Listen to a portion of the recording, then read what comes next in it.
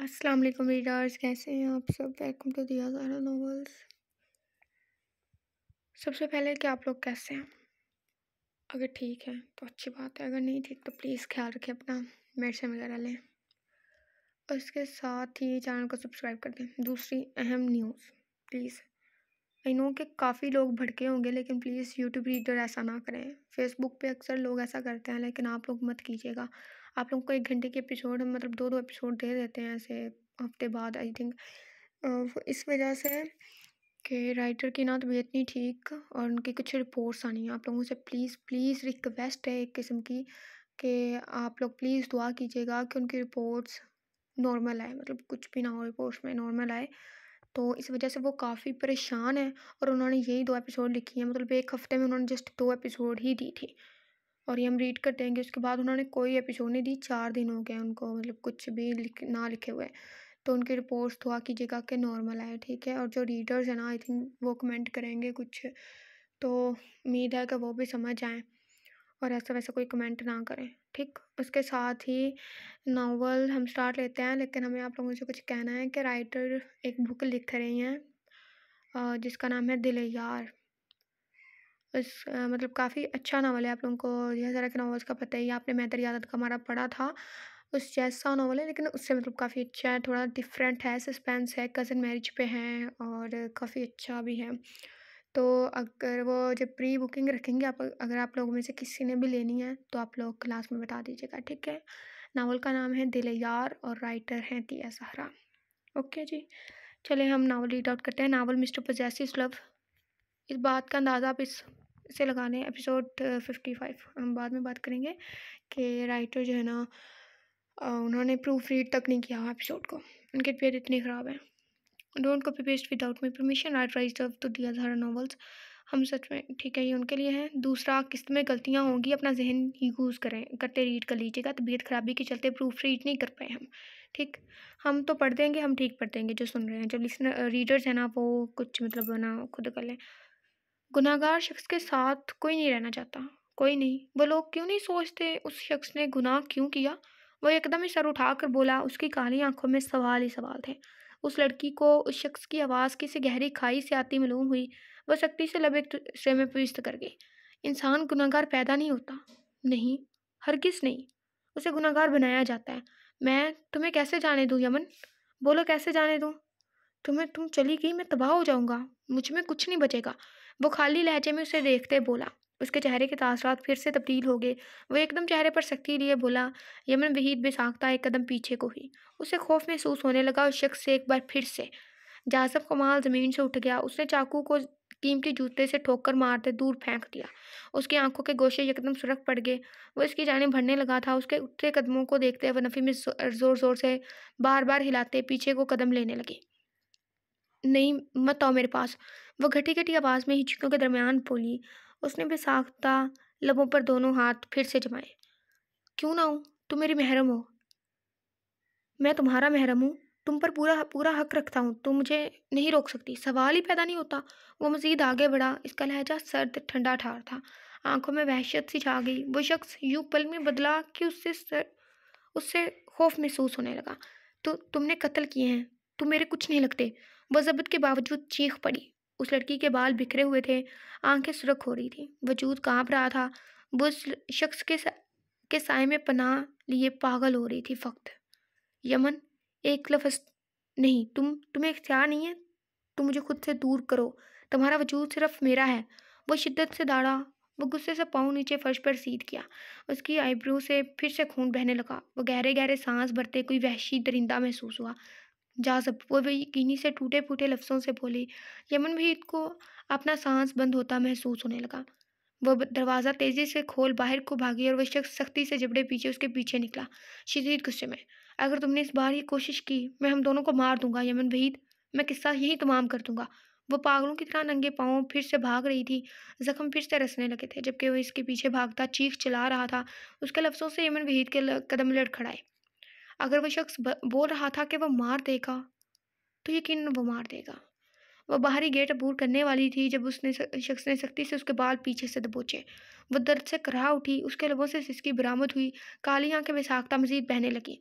उसने जबड़े पीछे थाई तेज से उसे अपनी जान घुमाते, अपने सामने करते, उसके बालों पर गिरफ्त ढीली करते छोड़ दी। वह सख्ती से दांत पींच रहा था, जैसे गुस्से की इंतहा पर हो। तुम्हें लगता है तुम भाग सकती हो? हाँ हाँ, वह शदीद तेज में बोला और आखिर में कहका लगा कर हंसा, और फिर हंसता ही चला गया जैसे कोई पागल हंसते हैं। उसने फिर यकदम ही उसके बाजू को अपनी आहनी गिरफ्त में जकड़ा के वो हिचकी भर गई। घटिया रास्ते वफादार होते हैं स्वीट हार्ट, और मैं तो फिर एक पागल रास्ता हूँ। तुम यूँ समझो, तुम्हारे मामले में वफा मुझ पर ख़त्म है। वह इसके बाजू पर गिरफ्त मजीद सख्त बना बना गया। वह इसकी गिरफ्त से अपना बाजू आज़ाद करवाने को मचलते नफ़ी में गर्दन हिलाने लगी, जबकि वो वापस उसे अंदर की तरफ घसीटने लगा। फिर दो कब्रें कंफर्म कर लूँ? वो वहीं अटक गई थी। उसके पाँव बुरी तरह जख्मी हो गए थे। जब उसने उसे पलटकर खूंखार नज़रों से देखते सख्त लहजे में पूछा, वो अंदर तक काँप कर रह गई। और वो कैसी मौत देता उसे? तुम पागल हो गए हो, वहशी बन गए हो तुम मुझे नहीं रहना तुम्हारे साथ, जाने दो मुझे। वो इसे ज़बरदस्ती घसीट रहा था। जब वो गहरा सांस लेते, सिसकियों के दरमियान घटी घटी आवाज़ में चिल्लाने लगे, जबकि वो वाकई वहशी बने नज़रअंदाज किए उसे साथ लिए चलने लगा। उससे उसने एक दूसरे कमरे में अंदर लाते उसकी बाजू झटकी तो वो फौरन खौफ के चलते उससे दूर हो गई। उसने नफरत आंखों में समाये शख्स को देखा जो जबड़े पीछे उसे घूर रहा था। उस शख्स को अपनी होश ही ना थी। क्यों नहीं रहना चाहती मेरे साथ? कुछ किया है क्या मैंने? वो आगे बढ़ते अब कतरई इत्मीनान से बोला, यूं जैसे भी उसने के साथ ना तो ज़बरदस्ती उस लड़की को ना तो ज़बरदस्ती घसीटा हो और ना ही उसे खौफजदा किया हो। बल्कि वह शख्स अजीब था। 16 कत्ल करके वह पूछ रहा था, कुछ किया है क्या मैंने? यमन वही साकित नज़रों से उसे देखती रह गई। मलाल, पछतावा, नदामत कुछ भी तो ना था उस शख्स के लहजे में। वो हैरान ना होती तो मर जाती क्या? मुझे सिर्फ तुमसे इश्क है। कोई इस दास्तान के दरमियान आ जाए, मेरे इस दिल को गवारा नहीं है, इसका कसूर है सारा। उसे देखते वो धीरे से कदम आगे बढ़ा गया। यमन वही इतने कदम पीछे को नहीं उठाए, वो वहीं खड़ी रही। वो साकत ही तो हो गई रह गई थी, जबकि उस शख्स के होंठ कँपा रहे थे जैसे गम हो, तकलीफ की आखिरी हदें हों। तुम मत जाओ मुझे छोड़कर। तुम्हारा इश्क मेरी सांसों की ज़मानत है।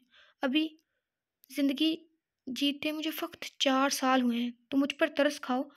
मैंने कुछ नहीं किया। मुझे नहीं पता वो नहीं होना था। वो न जाने क्या-क्या बोलता गया। उसके आँख से आँसू का कतरा टूटकर नीचे गिर गया। वो इसके आँसू से तर रुखसारों पर हाथ जुमाते, जैसे उसे समझाने की कोशिश कर रहा था कि आखिर वो चाहता क्या है? वो बात जो खुद उसकी समझ से बाहर थी। थोड़ी मोहलत दो मुझे जीने की।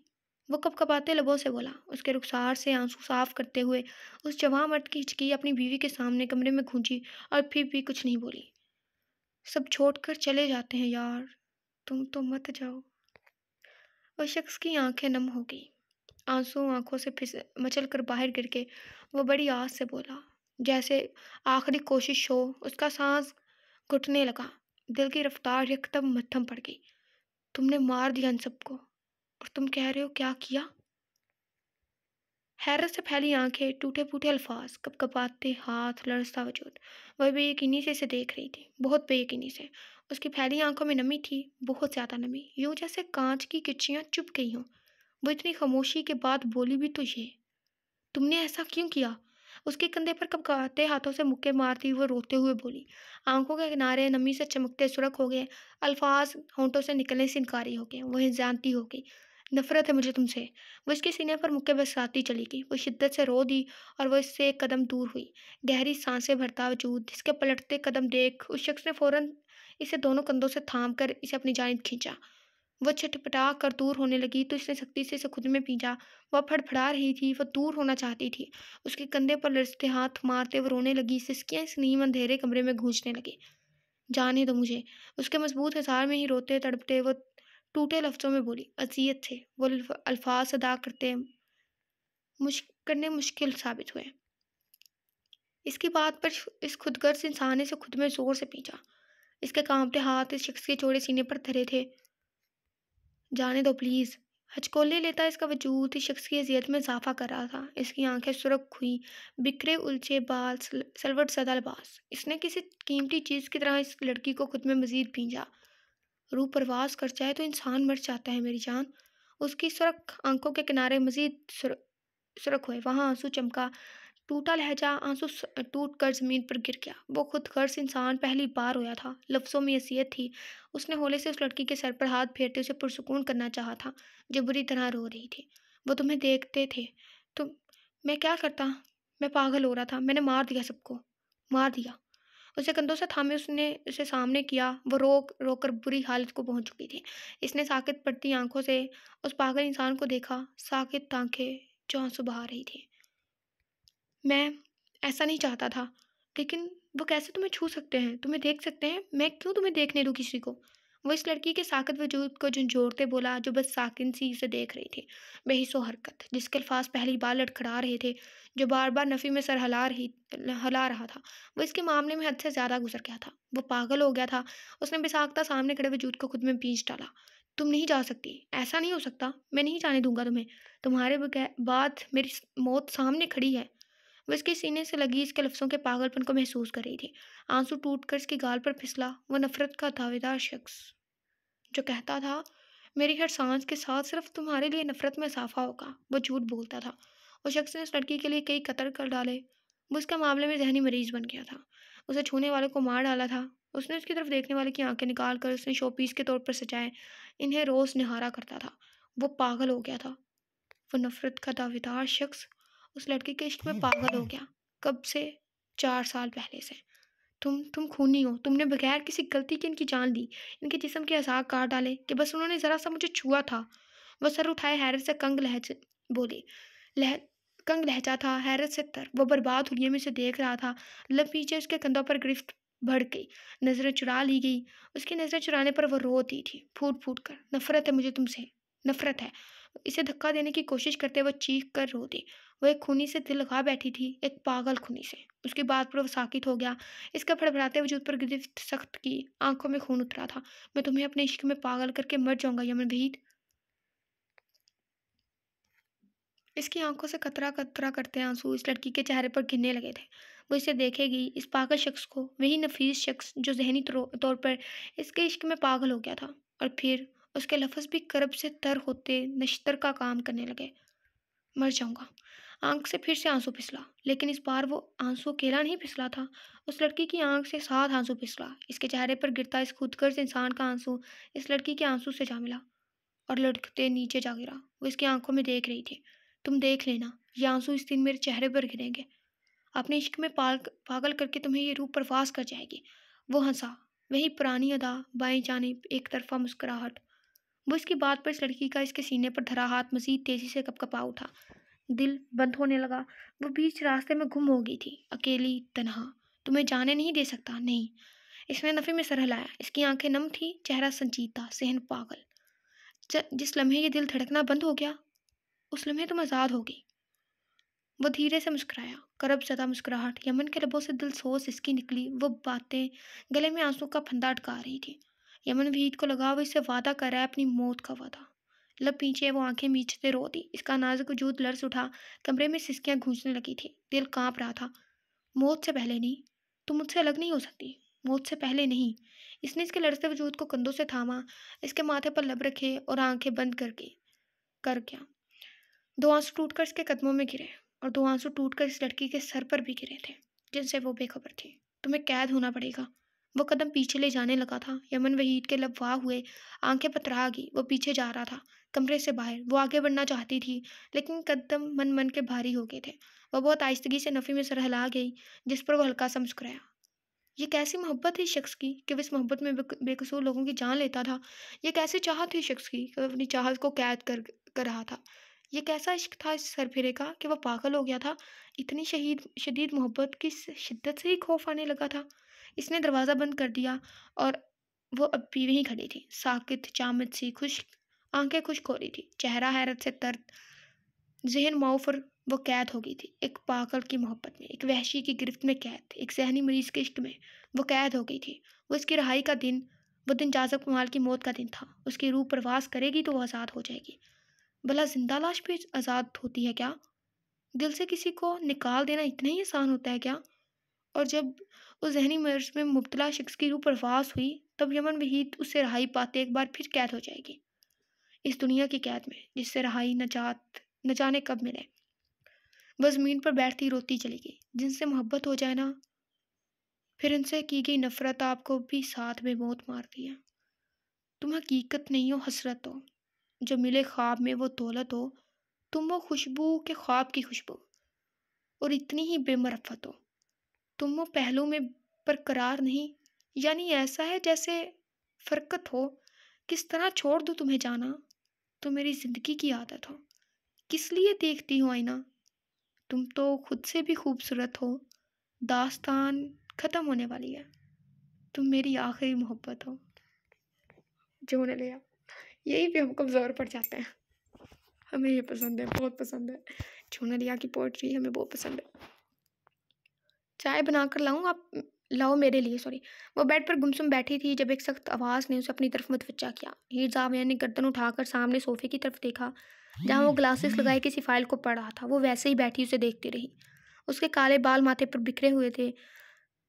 हल्की बड़ी शेव में उसकी क्रिस्टल ग्रे आंखें ग्लासेस के पार संजीदगी से फाइल पर मरकूज थीं। अनाबी लब पीछे हुए थे। उसकी आंखों पर लगी वो स्टाइलिश सी ग्लासेस उसे मजीद पुरकशिश बना रही थी। वह हैरान हुई शख्स की वछियापन को देखकर। वो कैसे उसे कबूल कर गया? क्या तुम्हें सुनाई कम देता है? उठकर चाय बना कर लाओ। उसे वैसे ही बैठा देख वो फाइल सख्ती से बंद करते, लफ्ज़ों पर दबाव देते उसे देखते बोला। उसकी खुद पर जमी नज़रों से वह बखूबी वाकिफ था।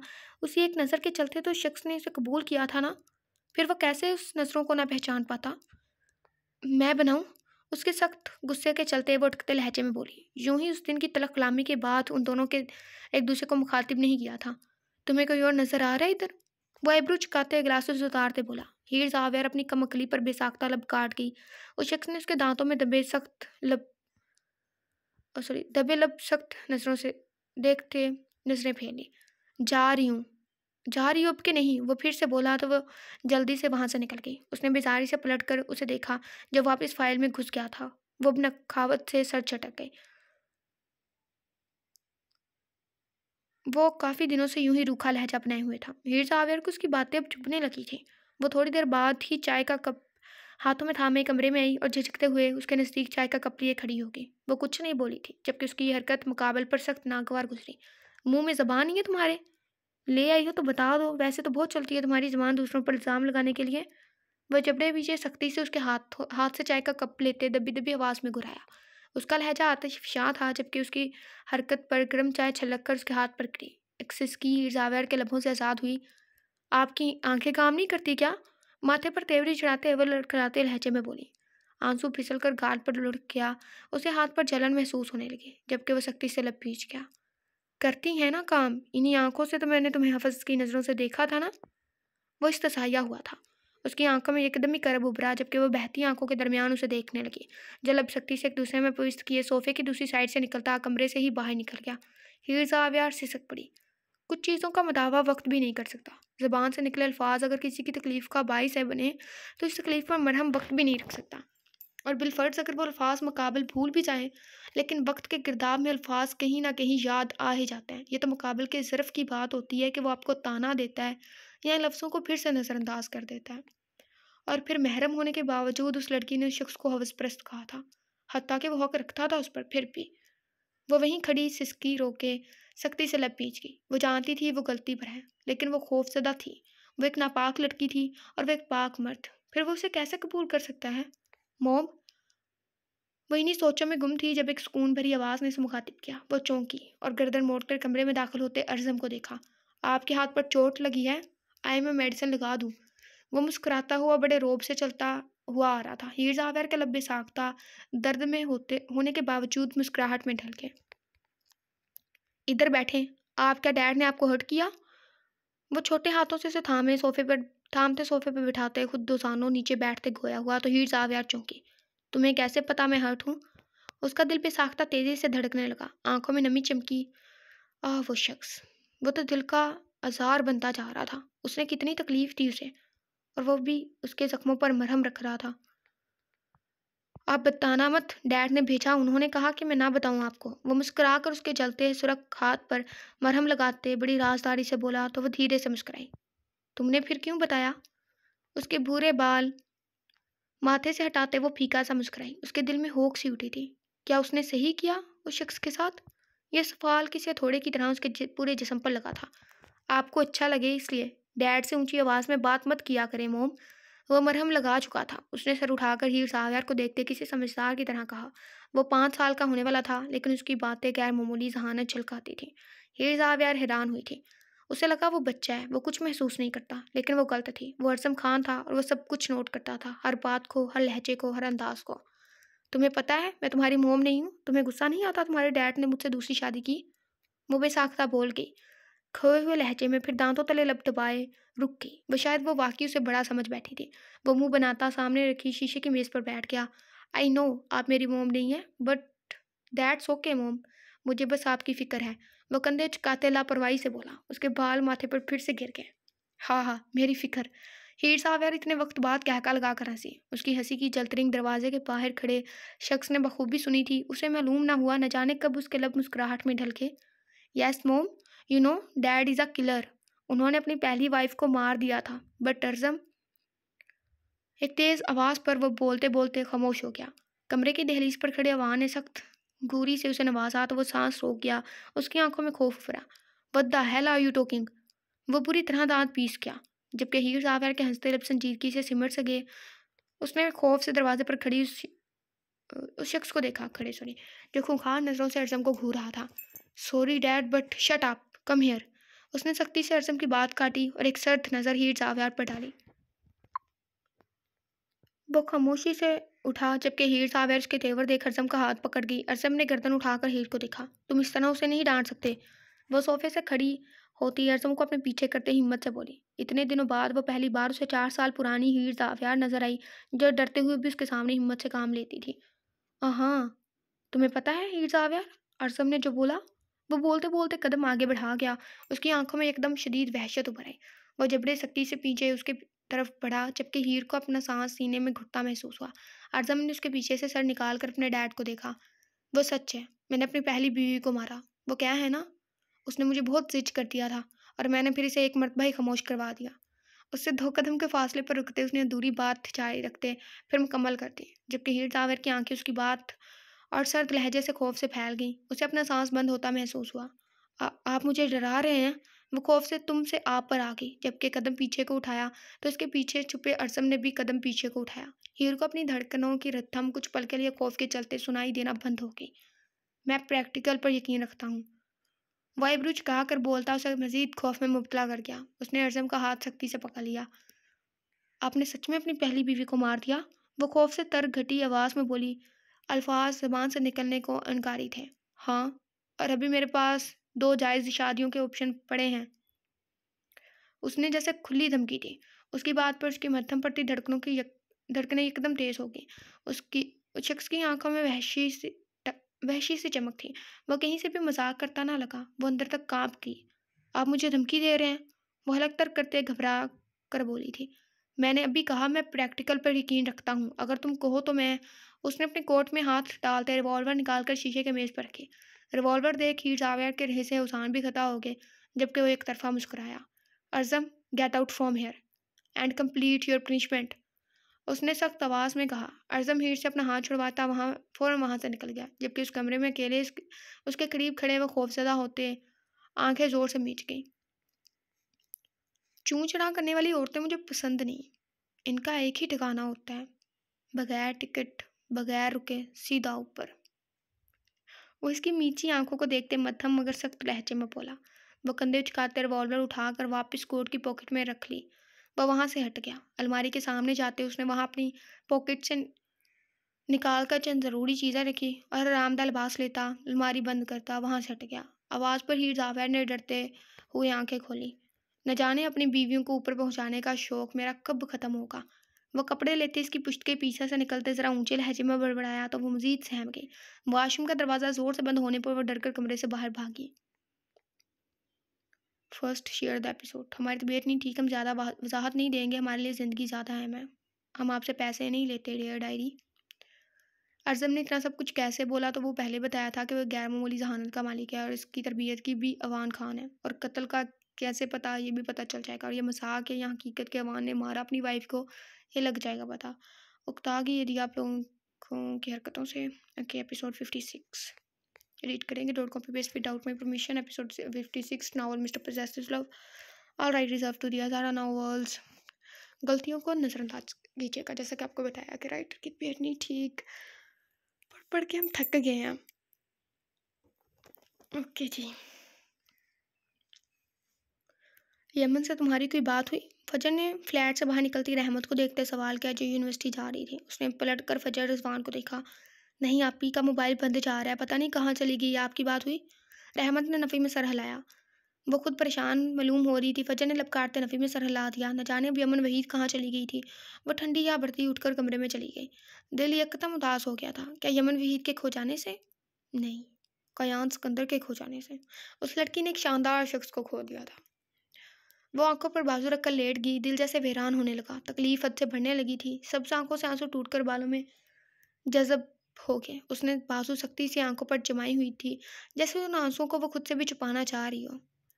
इंतकाम की वो दास्तान बहुत अनोखी थी, जहाँ उस शख्स से इंतकाम लेने के बाद उस लड़की को लगा जैसे उसने बहुत कुछ गलत कर दिया हो, जैसे वो सब कुछ हार बैठी हो, हत्ता के खुद को भी। वो लब भींचते एकदम ही उठ बैठी थी। गहरी सांस भरते उसने गालों पर लटकते आंसू को हाथों की पुष्ट से साफ किया। वो कमरे से बाहर निकल गई। वो किचन में गई, चाय का पानी चढ़ाते वापस लाउंज में आई। टीवी ऑन करते बेजारी से चैनल चेंज करने लगी, जब एक चैनल पर उसके हाथ रुक गए और यूं मालूम हुआ जैसे दिल की धड़कनें भी थम गई हों। वो नज़रें चुराते कंट्रोलर वहीं फेंकते किचन की जानिब वापस पड़ गई। वो भी ध्यान में चाय बनाने लगी थी, जबकि कान लाउंज की जानिब भी थे। बहुत बड़ी अनाउंसमेंट कायान सिकंदर के असिस्टेंट ने की है कि आज का शो कायान सिकंदर का आखिरी लाइव शो होगा, जिसे सुनते ही उनके फ़ैन फॉलोइंग काफ़ी शौक और गम में है और इनके कॉन्सर्ट में काफ़ी तादाद में उनके फ़ैन जमा हुए हैं। वो चाय को कप में उंडेल रही थी जब टीवी की आवाज़ पर उसके हाथ बहुत अचानक लर्ज़ गए। उसका दिल बैठ गया था। चाय का कप उठाते वो लाउंज में आते सोफे पर टिक गई। उसने कंट्रोलर उठाया चैनल चेंज करने के लिए, लेकिन एकदम ही पथराई आंखों समेत वो हाथ हवा में ही मुअल्लक रह गया। टीवी स्क्रीन पर उस शख्स का चेहरा रोनमा हुआ था। फजर रिजवान को इल्म ना हो सका कि बांसु का कतरा टूट कर उसके रुखसार पर गिर गया। कायान सिकंदर के आपके असिस्टेंट ने जो बताया वो सच है? क्या ये आपका आखिरी शो है? क्या आप इस फील्ड को छोड़ रहे हैं? ऐसे अनगिनत सवाल रिपोर्टर्स उसकी तरफ बढ़ते पूछ रहे थे, जबकि वो कई लोगों के दरमियान से होता आगे बढ़ रहा था। वो अंदर स्टेज पर पहुंच चुका था। टीवी स्क्रीन पर अब कोई दूसरी न्यूज़ चल रही थी।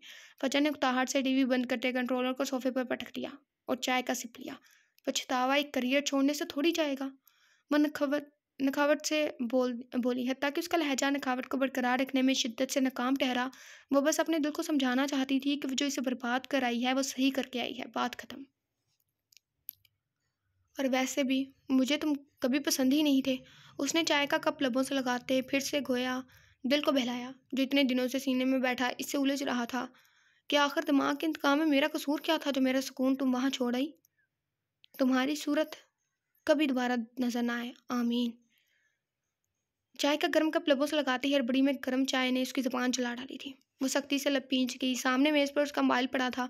वो सोशल मीडिया पर उसे देख सकती थी। दिल बार बार उसे कह रहा था कि वो चाहे आखिरी बार ही सही उसे देख ले। मैं तुम्हें आखिरी बार देखूंगी कायान सिकंदर। वह ज़बत से सुरख पड़ते चेहरे समेत बोली थी और दिल उसकी बात पर जैसे खुशी से झूम उठा था। उसने हाथ बढ़ाकर मोबाइल मेज़ से उठाया और सोशल मीडिया खोलकर कुछ सर्च करते मोबाइल हाथ में पकड़ लिया। वो ब्लैक टी शर्ट पर ब्लैक कोट और ब्लैक पैंट पहने हुए था। बाल सलीके से बने हुए थे। गले में एक पतली सी चेन थी और फिर उसने अपनी शहद रंग आंखें खोली और ऐन उसी वक्त उसकी आंखों पर जूम हुआ था। फजर जवान का हाथ कांप उठा था। उसकी आंखें ऐसी थी जैसे वीरान आशियाना हो जो कभी आबाद था ही नहीं। उसने देखा एक दुनिया दीवानी थी उस शख्स की और एक लड़की ने उसे किसी काबिल नहीं छोड़ा। ओके, ये एक सॉन्ग है जो वो पढ़ा है, तेरी आंखों के दरिया का उतना भी ज़रूरी था। हाँ, बस इसी की कमी थी। इसको सुन के एपिसोड पढ़ेंगे ना तो बस यहीं पे हमने रोने लग जाना है। मोहब्बत भी ज़रूरी थी, बिछड़ना भी ज़रूरी था। उसने माइक हाथ में पकड़े आंखें बंद करते चंद जुमले सुरों में अदा किए। फजर रिजवान को बेसाख्ता उससे हुई अपनी पहली मुलाकात याद आ गई। उसका सांस एकदम तेज़ी से चलने लगा।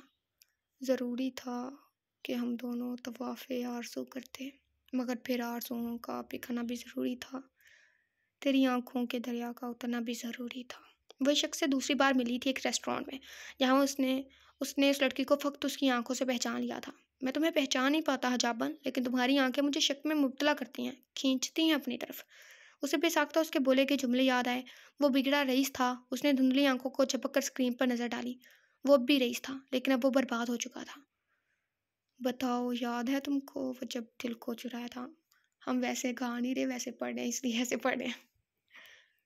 चुराई चीज को तुमने खुदा का करब बनाया था। वो करब से बोलता आंखें खोल गया। उसने सामने खड़े लोगों की तरफ देखा और धीमे से मुस्कुराया, जैसे उसके दिल को यकीन हो वो इसे देख रही है।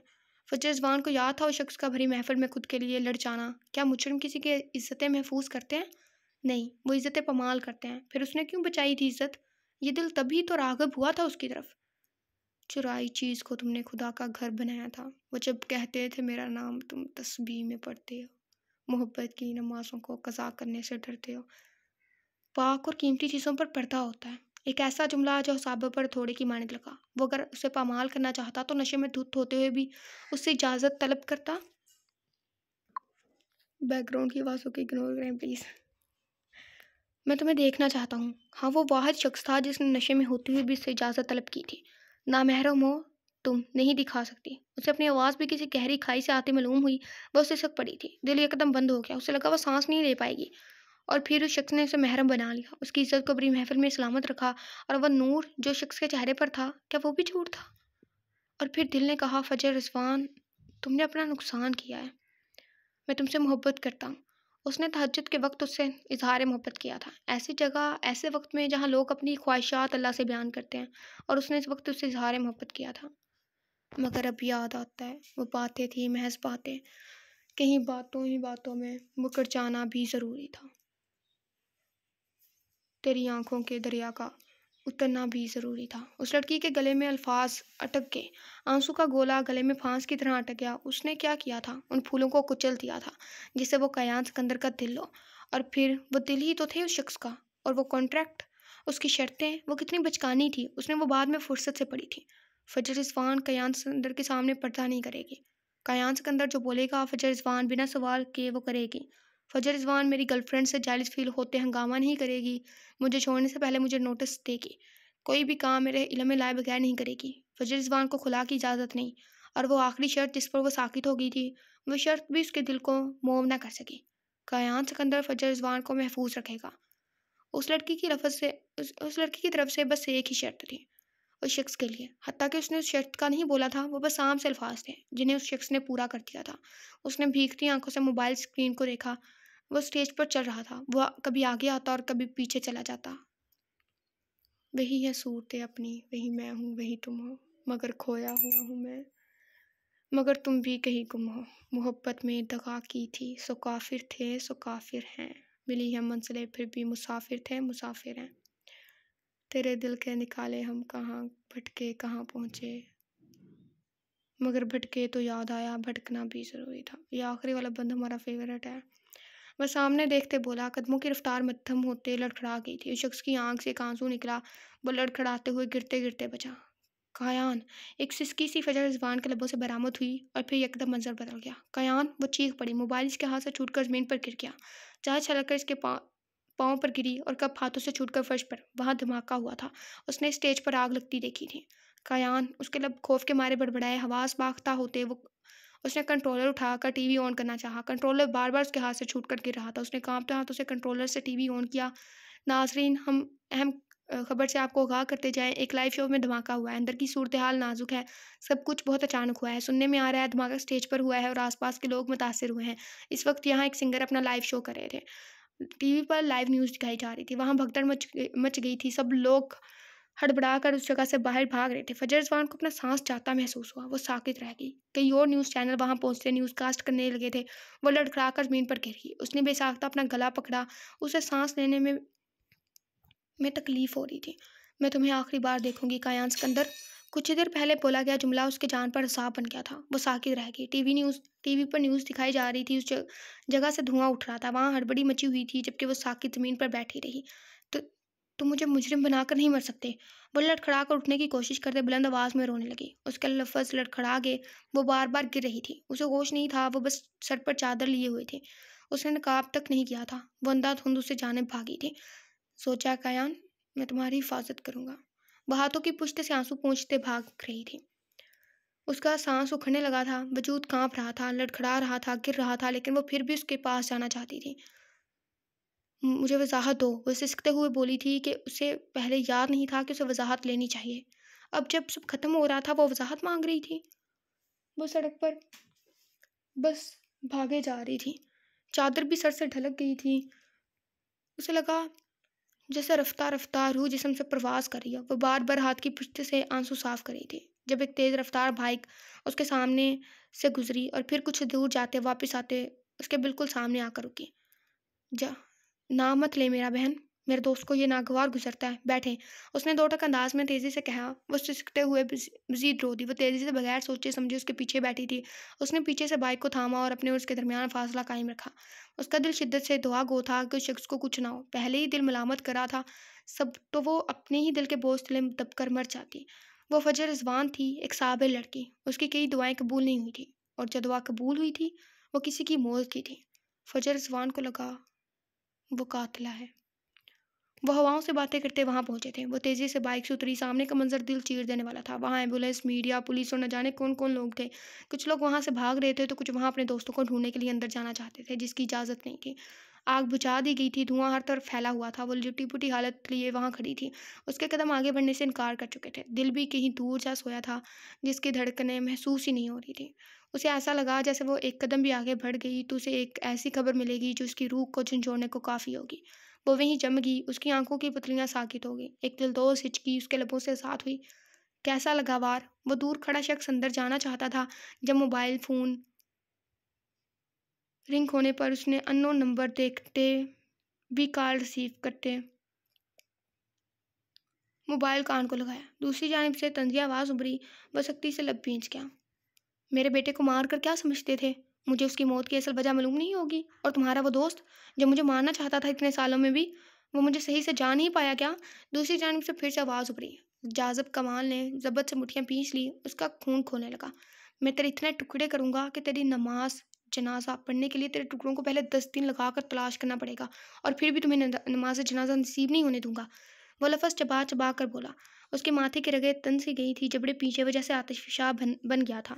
कायान सिकंदर की बीवी के सर से चादर ढलकी हुई है। खूबसूरत है वो। आवाज़ सुनते उसने बेसाख्ता काल काट दी। उसने ज़बत से पलट कर देखा जहाँ वो लड़की बेहिस्सो हरकत खड़ी थी। वो कदम आगे बढ़ाना चाह रही थी और कदम फिर कदम पीछे खींच लेती। उसका वजूद कँपकपा रहा था और इतनी दूर से भी इसके वजूद की लर्जिश देख सकता था। वो ज़बत से उसकी तरफ बढ़ा। नज़रों का ज़ाविया बदल डाला था। उसकी आंखें सुर्ख हो रही थी। कायान सिकंदर की बॉडी हमें अभी नहीं मिली। तलाश जारी है। हो सकता है चूंकि वो स्टेज पर खड़े थे तो उनकी बॉडी जल गई हो। We are sorry. वो इसके करीब पहुंच ही गया था तकरीबन कि एक ऑफिसर इसकी जानिब आते बोला। वो अल्फाज उस लड़की ने भी सुने थे और फिर फजर रिजवान भी खत्म हो गई। उसे अपना सांस बंद होता महसूस होने लगा। वो होश व खरद से बेगाना होती ज़मीन बोस हो गई। वरना आंखों से हंकार भरते आगे बढ़ गया। वो जानता था ऐसा कुछ होगा। उसने कहा भी था कि अपना ख्याल रखना। अब चंद पल में सब बर्बाद हो गया। वो उसकी बीवी को एम्बुलेंस में डाले वहां से भेज चुका था। वो सख्त परेशानी में इधर से उधर टहल रहा था। आंखें बार बार नम हो रही थी। लब कपा रहे थे। शाम हो गई थी लेकिन कोई भी सुकून बख्श बात सुनने को नहीं मिली। अंदर फंसे लोगों को रेस्क्यू किया जा रहा था लेकिन एक वो शख्स था जो मिल नहीं रहा था। कायान सिकंदर। क्या वो मर गया था?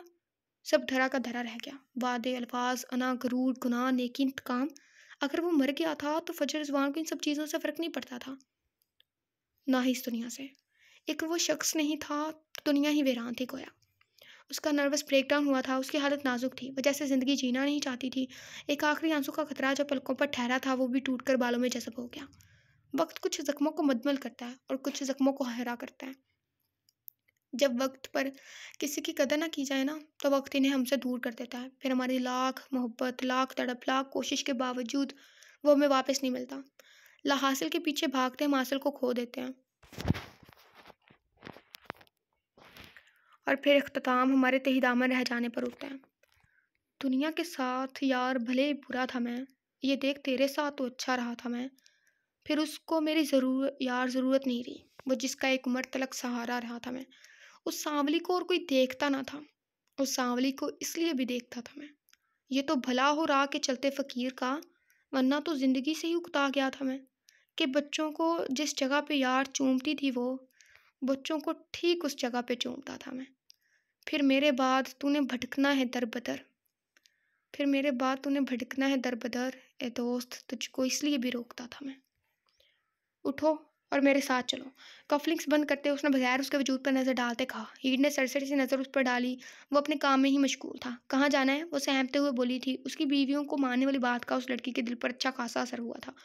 तभी वो इस कदर शराफत से पूछ रही थी। कब्रिस्तान। वो एक लफ्ज़ी बोला और खुद पर परफ्यूम स्प्रे करने लगा। हल्की सी तिरछी नज़र बेड पर बैठी उस लड़की पर भी डाली, जो थूक निकलते कुछ खौफजदा सी थी। वहाँ क्यों? वो घबराई सी आवाज़ में बोली और फिर से उस शख्स को देखा जो आईने के सामने से हटता अब कदम उसकी जानिब बढ़ा रहा था। वो उसके कदमों की छाप पर अंदर से सहमी और नज़रें चुराने लगी। कब्र बनवानी है वहाँ एक। उससे 2 कदम के फासले पर रुकते वो उसके चेहरे की उड़ी रंगत देख महसूस होते बोला, जो बार-बार पलकें झपककर अपने खौफ को अंदर कहीं दबा रही थी। तो आप जाएँ, मैं क्यों जाऊँ? वो बेड से जल्दी से खड़ी हुई, उसकी आँखों में वाज़ा खौफ था। उसके कदम एकदम ही लड़खड़ा गए, हाथ हवा में मुअल्लक हुआ। हवा में झूलता वो हाथ उस शख्स के सामने था, लेकिन उसने वो हाथ नहीं थामा। वो झट से पीछे को गिर गई। बेड पर गिरने से उसकी कुछ बचत हुई थी, लेकिन घुटने पर बेड की पाइंती लगने से हल्की-सी चोट आई थी। तुम्हारा जाना ही तो ज़रूरी है, अंदाज़ा हो जाएगा। उसके बेड पर पड़े नाजुक सरापे से फ़ौरन नज़रें फेरते वो लब पीछे लुत्फ़ से बोला, जबकि हीर साविया ने वो बात सुनी ही नहीं थी। वो तो फ़क़्त अपने हाथ को देख रही थी, वही हाथ जिसे उस शख्स ने थामा नहीं था। ऐसे ही उस लड़की ने एक बार उसका हाथ झटक दिया था और आज उस शख्स ने उसका हाथ नहीं थामा। उसे शिद्दत से ये बात चुभी थी। हीर साविया को बुरा लगा। आपने मेरा हाथ क्यों नहीं थामा? वो बेध्यानी से ही बोल की, यूं ही गुमसुम लेटे। उस शख्स ने चौंकते हुए गर्दन मोड़कर उसे देखा। वह ज़ब्त से लब खींच गया। वो उसकी मध्यम अंदाज में बोली गई बात भी सुन गया था। क्या मुझे हक हासिल था? मत भूलो अपने अल्फाज। उसे देखते वो शिकवा कना लहजे में उसे बहुत कुछ बावर करवा गया था। वो लफ्ज़, वो ज़ख्म जो लड़की ने उसके दिल पर लगाए थे। चले। उसकी बात पर वो कुछ पल साकित नज़रों से उसे देखती रही। उस शख्स की क्रिस्टल ग्रे आंखें तिलिस्म सता थीं और इन आंखों में बढ़ता शिकवा तो जान लबों पर लाने को काफ़ी था। तभी वो बेड से उठते तेज़ी से बोली। उस लड़की का लहजा सपाट हो गया और इस शख्स की आंखें भी। वो दोनों यूं रूम से बाहर निकले जैसे अजनबी हों। अर्ज़म नहीं जाएगा? वो उंगलियां चटाकती हल्के खौफ से बोली। गाड़ी में बैठे उसने दूसरी तरफ देखा, जहाँ वो दरवाज़ा खोले खड़ी थी। वो ज़रा लब मुस्कुराया। नहीं, उसकी ज़रूरत नहीं, बैठो, देर हो रही है। वो संजीदगी से बोला था। हीर सावर सख्ती से गाड़ी में बैठी खामोशी से गाड़ी में बैठ गई। तो उसने गाड़ी स्टार्ट करके घर से बाहर निकालते सीधी सड़क पर डाल दी। गाड़ी में खामोशी फैलती रूह को हल्कान करने लगी। हीर साव्यार गाहे बगाए उस शख्स पर नज़र डाल लेती। वो पुरकशिश मर्द था और सबसे खास उसकी आंखें थी। वो इस बात से ही तो हैरान थी कि वो कैसे उसे अपना सकता है। गाड़ी झटके से रुकी तो वो अपनी सोचों से बाहर निकली। उसने गर्दन घुमाकर खिड़की के पार देखा। वो एक मॉल था। बेसाख्ता उसके मुंह से एक गहरा सांस आजाद हुआ। उतरो। वो गाड़ी से उतरता उसकी जानिब आते गाड़ी का दरवाज़ा खोलकर साइड पर होते उसे उतरने की जगह देते बोला, तो हैरानगी से उसे देखने लगी। हम यहाँ क्यों आए हैं? गाड़ी से उतरते उसने एक बेतुका सा सवाल पूछा, जिस पर शख्स ने उसे ऐसे देखा जैसे वो जहनी मरीज हो। कब्र बनाने। वो बेजारी से बोला। हीर साहब ने लब काटे। वो खामोशी से उसके उठते कदमों को देखते उसके साथ चलने लगे। आए सर, बोलें क्या दिखाएं आपकी सिस्टर के लिए? वो जैसे ही एक शॉप में इंटर हुए, वहाँ खड़े शॉपकीपर ने झट से उन्हें देखते सवाल पूछा, जबकि उसकी आखिरी बात पर हीर सावर के लब कई दिनों बाद मुस्कुराहट में डले, जबकि दूसरी तरफ मुकाबल के माथे पर तेवरी चढ़ी। Shut up. वो चिढ़ते हुए सख्त लहजे में बोला। उसका क्या कसूर है? तो शॉपकीपर ने तिरछी मगर हैरान नज़रों से उसके गुस्से को मुलाहिजा किया और फिर उस लड़की की मुस्कुराहट ज़ब्त करने की कोशिश में वो दुकान में रखे कपड़ों को देख रही थी। क्या हुआ सर? वो हैरानगी से बोला। अवान खान ने उसे खूंखार नज़रों से घूरा और एक नज़र साथ खड़ी छोटी लड़की के सर पर भी डाल दी। मेरी इकलौती खालिसाती बीवी है ये। वो थोड़ा सा नामहसूस अंदाज में हीर जावेर के करीब हुआ था। हीर जावेर ने अपनी तरफ बढ़ते उसके कदम देखे। वो मस्मराइज हुई थी, जबकि उसकी बात पर दांतों तले लब दबा गई और शॉपकीपर को देखा, जो हैरानगी से कभी छोटी लड़की और कभी अवान खान को देख रहा था। क्या? अवान खान ने दांत पीसते आईब्रो चुकाई। सर, सबकी इकलौती खालिस ज़ाती बीवी ही होती है, बाकी सब ने चाइना की मार्केट से 2 रुपए में 10 नहीं खरीदी। इत्थे बस निकल जाओ यहाँ से, इंसल्ट हो गई है। बेचारा खान। वो शॉपकीपर दांत निकालते हल्के फुल्के अंदाज में बोला और अवान खान को इसकी बात सुनते मजीद पतंगे लग गए। यूं वो पहले ही आजज हुआ बैठा था और अभी ये दुकानदार वो उंगली उठाए सख्ती से बोलते बोलते रुक गया। पास खड़ी लड़की की हंसी कि मधर से जलतरिंग उसे अपने कानों में पड़ती सुनाई दी। वो उंगली नीचे की शॉपकीपर को देखते मुस्कुरा दिया। कब्र से आजिज़ आई रूह को जैसे सुकून मिला था। खी क्या कर रही हो? अपने लिए कपड़े देखो, तुम रोज़ मेरे कपड़े ख़राब करती हो। वो एकदम संजीदा होते बोला था। उसे वो लफ़्ज़ याद थे, जो उसकी मर्दाना आना पर कारी ज़र्ब साबित हुए थे। तभी सख्त लहजे में बोला, "हीर साहब यार उसकी बात पर खुजल सी होगी।" जबकि शॉपकीपर ने नज़रें चुराईं। वो इसे इन्हीं कपड़ों में घर से ले आया था और फिर गुस्से, बेचैनी और उसके लफ्ज़ों के चलते उसने तवज्जो ही ना दी। वो रोज़ उसके कपड़े पहन कर बैठ जाती थी, उसे मज़ीद बेचैन करने के लिए। वो खामोशी से वहाँ से हट गई और कपड़े देखने लगी और फिर ज़रूरत की सारी चीज़ें उसे दिलवाते वो घर की तरफ रवाना हुए। आज उस लड़की ने अपना भी ड्रेस पहना था जिसमें वो शख्स उसे खींच कर अपने साथ लाया था। उसने खामोशी से गाड़ी ड्राइव करते अवान खान को देखा। वो इससे लातल्लुक़ होते हुए भी उसकी ज़रूरतों का ख़्याल रखता था, उसके ज़ख्मों पर मरहम रखता था। उस दिन वो खुद तो नहीं आया, अलबत्ता आरज़म को मरहम देकर भेजा था। उसे देखते वो हल्का-सा मुस्कुराई। हीर जाफ़र का दिल अब बदल रहा था। वो इसे अच्छा लगता था और आज भी वो इसे अच्छा ही लगता है। वो सुकून से सीट की बैक से सर टिकाए आँखें मूंद की। उस शख्स ने गर्दन मोड़कर हँस-हँस से उस लड़की को देखा। वो जो मर्ज़ी कह देता, लेकिन एक मोहब्बत थी जो उसे उस छोटी लड़की से थी। जारी है। नावल का अख्ताम चल रहा है, इसलिए सीर क्लब का सीन नहीं दे रहे। ज़्यादा सीर का पार्ट थर्ड लास्ट या सेकंड लास्ट में ओपन हो जाएगा और जाज़ब का लास्ट किस्त में, और कयान का यहीं कहीं ओपन होगा।